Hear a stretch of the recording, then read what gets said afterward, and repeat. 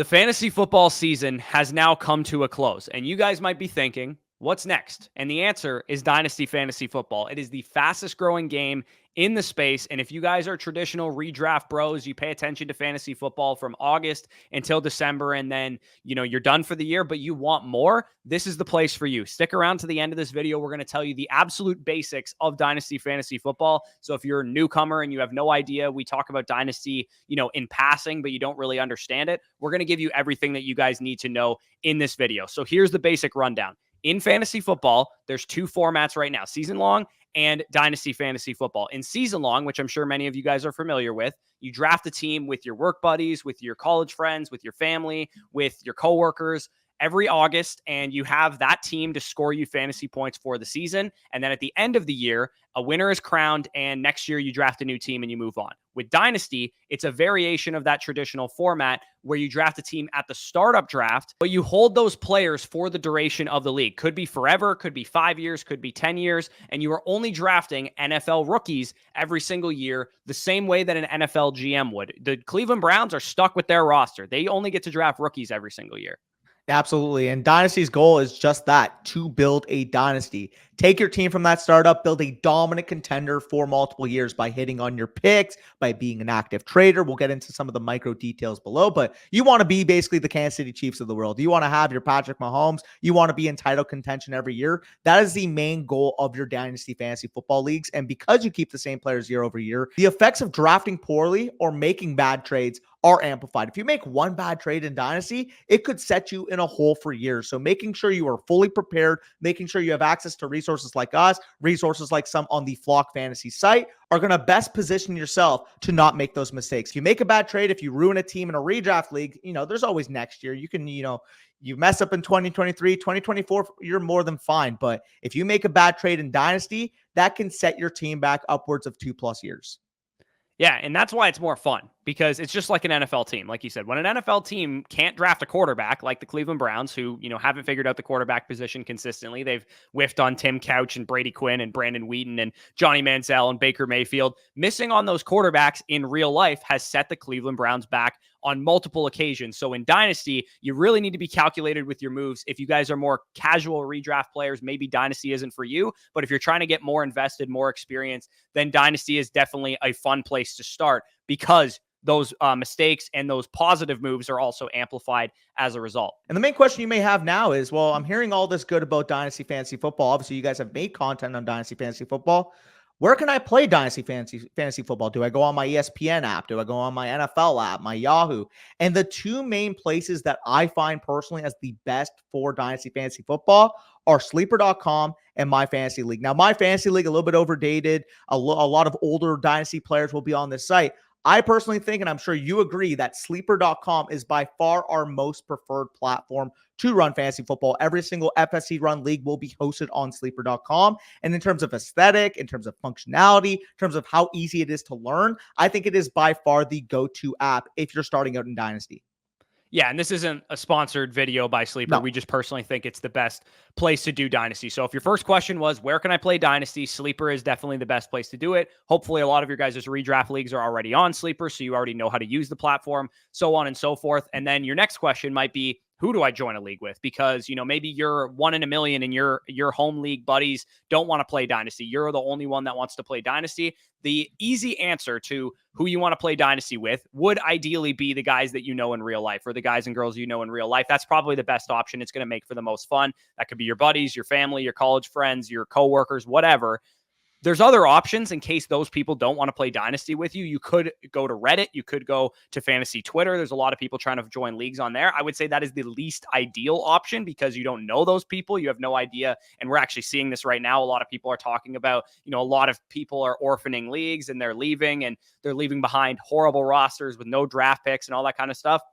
There's tons of people that do that in the Dynasty space, so definitely keep an eye on that if you're joining a random Twitter league or a random Reddit league, and we'll talk about some of the ways to mitigate those in a little bit. But I would say the best place, if you guys, your real life buddies don't want to play in Dynasty Leagues, the best place is there's tons of people in our Flock Fantasy Discord always looking to join leagues. Still, online people, so there's some risk there, but at least they're more serious about being in a Dynasty League than some random guy you met on Twitter, some random person that you saw on Reddit. And I'm sure there will also be opportunities for you guys to get in leagues with us, because we're going to start probably one or two more startups this offseason, and some of the other creators on flockfantasy.com might be doing the same as well. So if you're looking to get into a Dynasty League, one of the easiest things you can do is join our Flock Fantasy Discord, and the link will be down for that in the description. I'll let Danny take away how we mitigate some of these orphans. And an orphan basically just means that someone joins the league, they ruin their team, probably. Usually orphans are not good teams, and then they leave the league.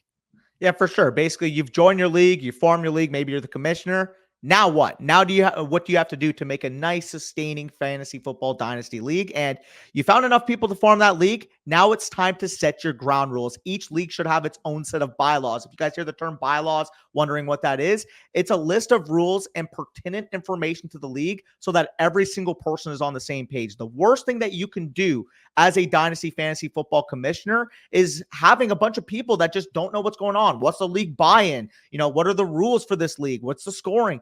Every single little bit of pertinent information should be available in the league bylaws, and I'll put a link in the description if you guys want to set up bylaws maybe to follow. This is the list of bylaws we personally use in our leagues that is pretty sustainable. It tells you the buy-in amount, tells you the scoring, tells you the roster settings, first place gets what, second place gets what.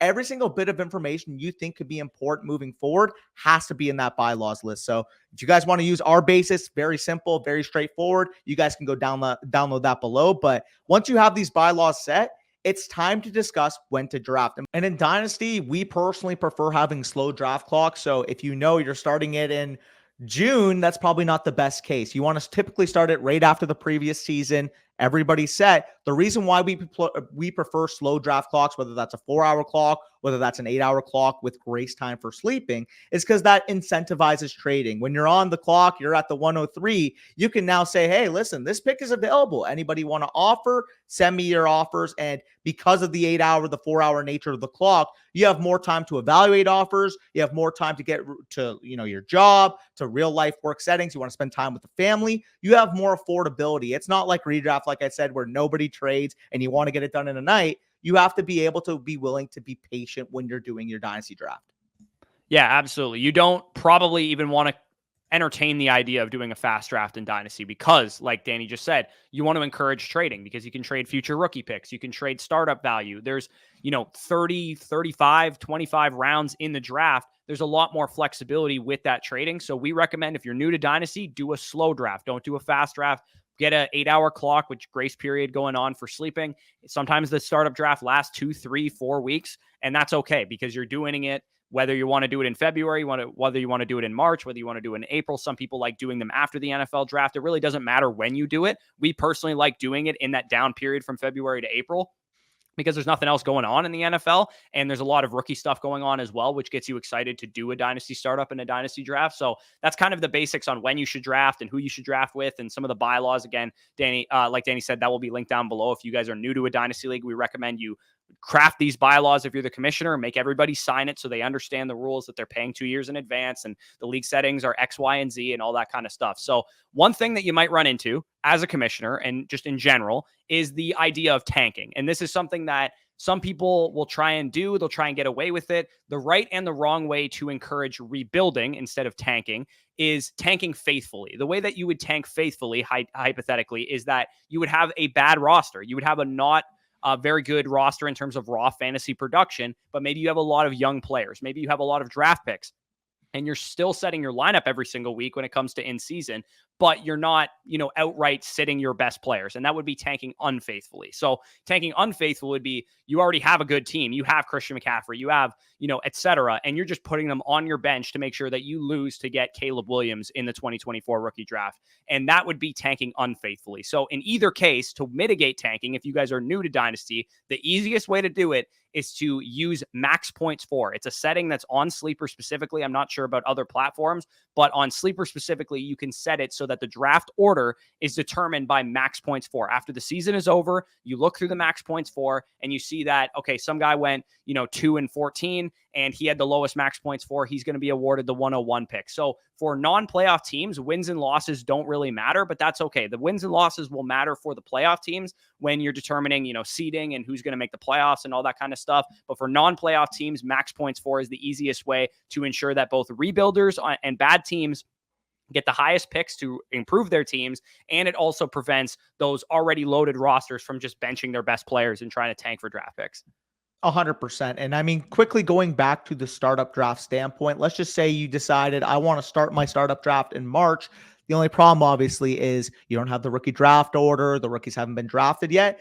Our easiest solution and our favorite solution to this is if you're in your startup draft, you typically shouldn't have kickers in your dynasty leagues, but you set a kicker slot, you make the kickers rookie picks. What I mean by that, let's just say you're on the clock at 111, you did some research, you love the outlook of a guy like maybe like a Caleb Williams, Drake May, Marvin Harrison Jr.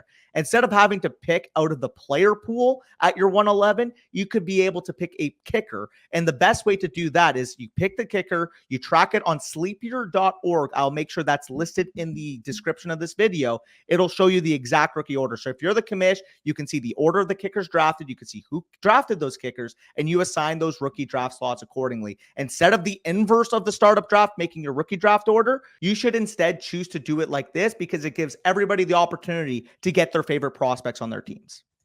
Yeah, and also just doing the inverse of the actual draft order is a massive advantage to the person who is picking at 112 because yes, the 101 in 2024 is going to be a borderline first round caliber startup pick. So if you have the choice and someone's like, we're just going to do inverse of the actual startup draft order for the rookie draft, like you pick the 112 every single day of the week because you want the 101 in the rookie draft. So to mitigate that, and like Danny said, to make sure everybody gets the prospects and the players that they want, like Danny said, also, you just pick kickers and you use sleepier.org and it tracks the kickers in the order that you pick them. And then the commissioner, after the draft is over, will go in and assign those rookie picks to those players. You'll probably have to write them down and all that stuff, but it's pretty easy to figure out with the Sleepier website there. So in terms of league fees, again, in real life, if you're doing it with your real life buddies, then there's an easy way to collect league fees. You take e-transfers, you take Venmos, take PayPals, whatever, but it depends on the familiarity and the trust level with your commissioner and with your other league mates, because PayPal is one of those things, or Venmo is one of those things that you can use with friends and family leagues, no problem.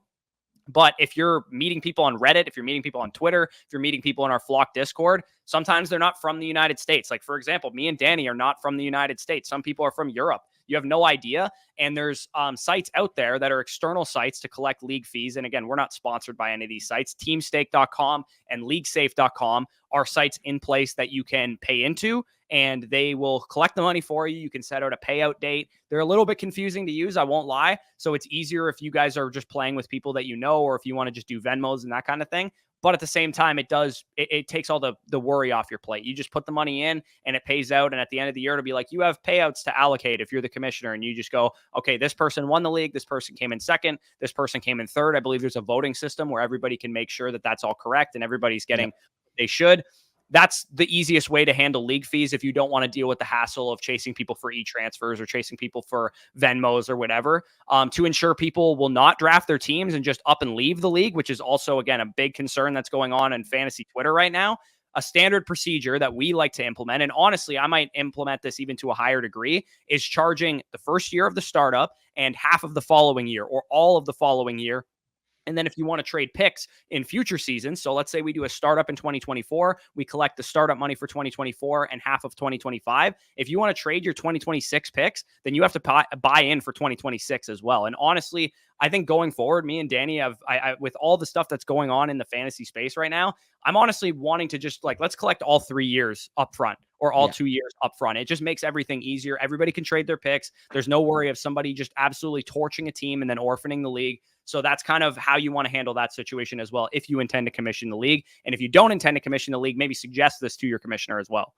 Yep, 100% agree. Make sure you are protected from somebody trying to potentially leave after year one. That's one of the biggest issues we see on the dynasty landscape. Don't let it affect your league. But we can move on to roster settings and strategy for each type of league. And the beauty of dynasty is that there's just multiple ways to play. There's not one bog standard way to play. There's so many different league settings that you can incorporate, and each way has an optimal value in accordance to what the league is set up as. So the main question we usually get when people are starting their league is whether or not they should incorporate a one quarterback setup where one quarterback is in each team starting lineup, or a super flex setup where there's one quarterback spot in a lineup along with a super flex spot where you can field a quarterback, a running back, a receiver, or a tight end on any given week. The difference in strategy for attacking each of those types of leagues are that in a super flex, the quarterback landscape now becomes a lot more scarce with up to 2 starting quarterbacks per team rather than one, both impacting the value of the elite guys. You're talking about your Josh Allens, your Jalen Hurtses, your Patrick Mahomeses of the world, as well as for even guys in the 20s of your rankings, your Geno Smiths,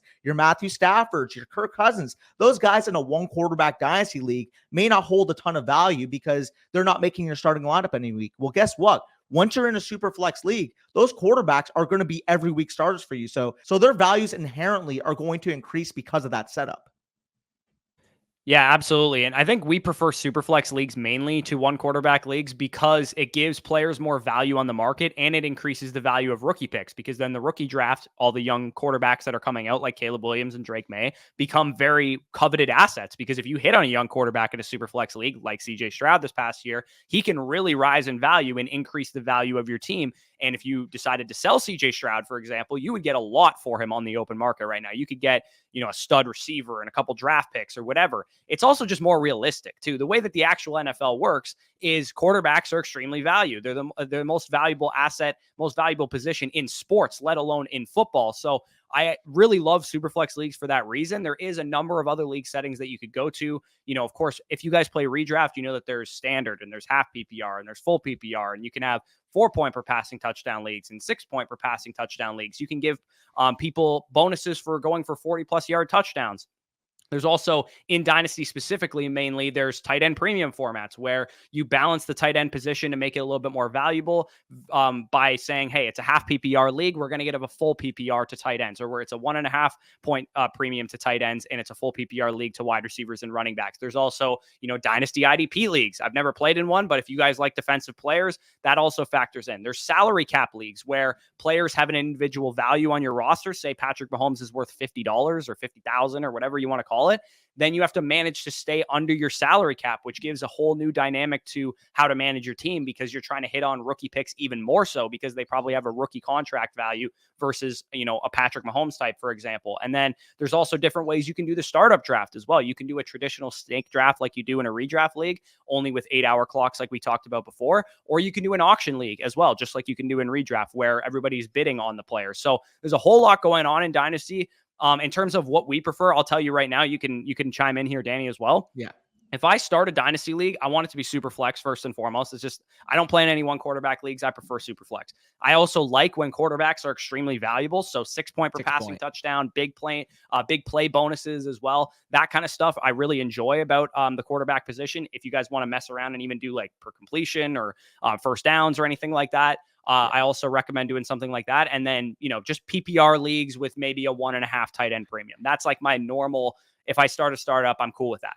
Yeah, and the other thing I want to preach as well is put more starting roster spots in your starting lineup. We're talking about it has to be at least a start 11, 12, 13 league, in my opinion. Now, when you're starting out, maybe the start 8, the start 9, the start 10 is going to be more up your alley because there's a lot of factors that go in terms of player value. But I honestly think the shallower the starting lineup, the more top heavy the league will be. The guys like Josh Allen, the guys like Patrick Mahomes, the guys like Jalen Hurts are going to be valued so high in those type of formats. By balancing out a little bit, having a start 11, start 12, start 13, there's a lot more strategy, making every single decision you make, trading a wide receiver 3, a lot more valuable to your lineup than per se a start 8, where those guys probably don't even make your lineup to begin with. Yeah, like Jaden Reed, for example, is a big hit if you have to start 3 wide receivers and 3 flexes every single week in your league. If you only have to start 2 wide receivers and 1 flex and 2 running backs, 1 tight end and 2 quarterbacks like you would in a regular super flex redraft league, Jaden Reed isn't really worth all that much. Maybe he cracks your lineup here and there, but for the most part, he's not really doing much. But in a start 3 wide receivers and 3 flex, start 11 or 12, Jaden Reed's quite valuable. He's going to find your flex spot most of the time. So that is kind of like a little bit of the basic dynasty strategy relating to rule settings. But again, we are going to recap a little bit some of the dynasty strategy, really surface level stuff. It's, we have videos on our channel. If you want to go to the playlist Dynasty 101, we have how to rebuild a team, how to contend with the team, how to, evaluate players, how to spot breakouts. All that kind of stuff is available on that playlist, but we're just going to give you really surface level initial strategy if you guys are brand new to Dynasty. So we mentioned the rookie draft. The rookie draft is your only source of getting new players unless you trade players away, because the team goes on forever. It's a dynasty league. However long the league is active is how long you're going to have those players. So just like an NFL GM, the guys that you're evaluating every single year are the incoming rookie class. And the rookie class becomes heavily analyzed in Dynasty as opposed to redraft because of how they impact your already built Dynasty rosters. And our preference typically is having the rookie draft close to after day 3 of the NFL draft is finished. An 8-hour slow pick timer encourages the opportunity to trade. Again, some people may prefer it later in the offseason, but for us, we want to add these rookies to our team. We've done an extensive amount of research throughout the offseason. We prefer doing it straight after the NFL draft. Yeah, and you also see some sickos want to do it before the NFL draft. And that, personally, I don't like doing that. I understand why people do it, because the people that are on top of things and doing their research can understand, hey, I'm just going to draft the best players, and the landing spots are just going to skew me one way or another. And, if I can predict draft capital, then I can get ahead of my league mates. For me, I would say if you guys are new to Dynasty, the easiest way to do it is middle of May, a couple weeks after the NFL draft is probably the perfect time to have your Dynasty rookie draft. If you want to wait until right before the NFL season starts, you can do that. But I do think it is probably a little bit better to do it right after the NFL draft while you're still excited for these prospects and still getting an idea of how they're going to fit with their new teams. So again, really surface level, there is two major different approaches to Dynasty. A lot of people love to contend, right? They want to just immediately, they join a startup, they're drafting Christian McCaffrey, they're drafting Austin Eckler, they're drafting Devontae Adams. A contending strategy in a startup means that you're going to draft with a similar goal that you would in a traditional redraft league. You're drafting the players that are going to score the most fantasy points. You don't care about market value. You don't care about how long they're going to be in the NFL. You're trying to win a championship immediately. The pros is that you can compete right away. In a lot of dynasty leagues, some people are not going to be worried about contending right away. And from a monetary perspective, you might be very profitable from that standpoint. The cons, of course, is that even though you might have built out a juggernaut on paper, you might have built out a great redraft roster, sometimes your players get injured. Sometimes they underperform. Sometimes you're left with a roster that is aging and no longer competitive after one season of a dynasty league. And this is a good reason why a lot of people are orphaning their dynasty teams, because they go into the startup, they trade away all their future rookie picks, they get all the best players from a redraft standpoint, and Christian McCaffrey gets hurt, and Devontae Adams gets hurt, and Jamar Chase gets hurt, and whatever. So that strategy can work, but you have to be aware of the pros and cons of it. Yeah, and you guys will see multiple content throughout the Dynasty offseason here that will be attacking a lot of these issues. If you're a new redraft player and you want to know how to contend or how to rebuild, stay tuned to the channel because we'll have you fully covered. On the flip side, like I kind of just mentioned, the other aspect of contending is rebuilding / the productive struggle, which is our personal favorite type of strategy when we're entering our startup. The reason why it's a rebuilding strategy, it's mostly focused on collecting assets to eventually be competitive. Depending on the other manager in your league, this could be very effective. If you're in a league with a bunch of your redraft buddies and they want to attack, again, the Ecklers, the Hopkins, the Devontae Adams, the Stephon Diggs of the world, and you can get really good value on these young players, or you can get really good value on these draft picks, then you can potentially create a monster 1, 2, 3 years down the line. So the pros here is that your roster could really take over the league within a few years if you build it correctly. You're investing in talented young players, rookie draft picks, and if you hit on these players in your rookie drafts, they have the opportunity to absolutely escalate in terms of value. The cons, obviously, is that if you're an impatient player and you want to compete right away, well, guess what? You're probably not going to want to rebuild because it usually takes a little bit of time. Yeah, and you also can mess it up too. Like there's no guarantee that if you're rebuilding that you're going to win a championship after year 2 or after year 3. Like you can rebuild improperly. And of course, we do have content to be able to do that. But at the same time, it's risky if you're a newer dynasty player to do. So maybe first dynasty league that you're in, maybe go with a little bit more of a balanced approach, maybe go with a contending approach. There's no right approach to dynasty. Whatever you want to do, whatever your goals are going to, work out for you if the goal is to apply one of those strategies. And it also depends on what everybody else in your league is doing. If everybody wants to contend and you want to rebuild, it's going to be very effective, and vice versa. If everybody's overvaluing, age and everybody's drafted 22-year-old players, maybe you can shove the chips into the middle and win a championship or two right off the startup of the league. So we also have videos discussing all that kind of stuff, how to identify your league market. And if you go to that Dynasty 101 playlist, that'll be a helpful strategy if you guys are new to Dynasty. Yeah, absolutely. And I mean, I honestly just think Dynasty as a whole, in terms of a type of way to play fantasy football, is by far the most strategic way to play. If you're an experienced fantasy player, if you've already enjoyed your redraft leagues, take on Dynasty, man. If you're skeptical right now, don't be, because there's so much more you can control and so many more fun factors that you won't get from your typical redraft buddy league. Right. So as Danny said, if you're a multi-year veteran of redraft and you want to think about fantasy football year round because redraft just isn't enough for you, because me and Danny are degenerates, redraft is not enough for us, this is the format for you. And over at flockfantasy.com, you guys can see I have our trade calculator pulled up. If you are new to a dynasty league, this is definitely the best way you can make sure that you're not getting raked over the coals in trades. Because, for example, you guys will see a trade that I made in one dynasty league this year. Our trade calculator, unlike Keep Trade Cut or whatever trade calculator you might go to, is actually adjusted to your specific league settings. So in my league, it's a dynasty league. Danny's in the league as well, full PPR, tight end premium. So I'll check that one off. Tight end premium, super flex, a 12-team league, 2 running backs, 3 wide receivers, 2 flex. And the reason we want all this information is to know in a shallow league, studs are going to be more valuable. In a super flex league, quarterbacks are going to be more valuable. And that's why, we can make these determinations. So if we look at the trade calculator, you guys can see that I got a great deal. Now, of course, I made this trade before the season started. Nico Collins wasn't nearly as valuable as he is now, and Tony Pollard was more valuable, but this is kind of an example of how you can see how good are the trades. And we also have a database here with all of the trades made involving those exact same players. And if you guys are curious too, where can I get access to your rankings for Dynasty? Because I'm new to Dynasty, you can see we have our community rankings, which prompts you right away to rank these players to contribute to our community rankings. Let's say that's how I want to order those guys. And then I can close out the rankings and view our rankings specifically. So if you wanted to view my rankings, you could go to add expert and then my name, and then you can see how I value the players in Superflex. Yeah. And same goes for one quarterback formats as well. And if you're wondering, I don't know anything about this rookie class, I don't want to start a dynasty draft until I know about this rookie class, our friends over at the Dynasty Land have actually already put out a scouting report on this rookie class, and you guys can see their draft guide right now already on the site. You can see their rankings. You can see, their scouting reports on Caleb Williams. You can see their scouting reports on Drake May. And of course, we as well will have you covered for a lot of Dynasty rookie content. And if you guys want to know specifically some of our rankings, we already have some exclusive videos over on the site ranking our top 5 pass catchers, ranking our top 5 quarterbacks. We're going to have more of those coming, and we will also have a draft guide in the coming months and a prospect model being built. So if that interests you, this was your kind of introduction to Dynasty, I highly suggest you go down to flockfantasy.com. When you use promo code FSE, you'll get 6 months for free. You'll get first priority to Dynasty Decisions episodes, which you might have already seen on our channel, and you'll get a free Zoom consultation with one of us to break down anything you want to talk about. If you just joined a Dynasty startup and you finished the draft and you want to know how it went, we can break that down with you. If you're on the clock in a Dynasty startup and you want to make sure that your strategy is sound and what you've done so far has been good, we can talk about that. If you're in 4 or 5 Dynasty leagues and you're just trying to get better, we can talk about that as well. So flockfantasy.com/FSE for all of that. Danny, I'll let you close this one out.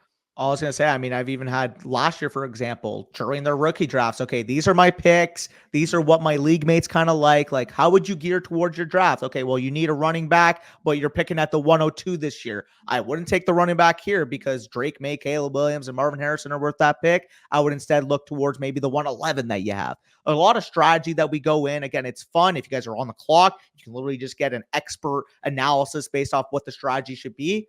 We got you guys covered. Yeah, absolutely. So everything linked down below will be the bylaws in case you're new to starting a Dynasty League, the sleeper website that you can use to track the rookie picks if you guys are doing a startup, as well as flockfantasy.com/FSE. So if you're new to Dynasty, we got you covered with everything in this video. That's why we made this video, because I'm sure a lot of you guys are curious about Dynasty but don't know a whole lot about it. Hopefully we didn't confuse any of you. And if you have any questions, feel free to leave them down below in the comments, and we will make sure that you know exactly what you need to be doing if you're trying to get in a Dynasty League this offseason. And again, if you are wondering if you can get in a Dynasty League with us, we will be having a Dynasty startup or 2 throughout the offseason. So just stay posted to that. And I can promise you that it will involve Flock Fantasy subscribers. So if you want to make sure that you have a chance to get in that league, definitely sign up over on flockfantasy.com. And annual packages, like I said, 30% off. You get a 7-day free trial. You get 6 months for free, and you get a free Zoom consultation. So that is the best deal out there that you can get. So with that being said, peace out, and we'll talk to you soon.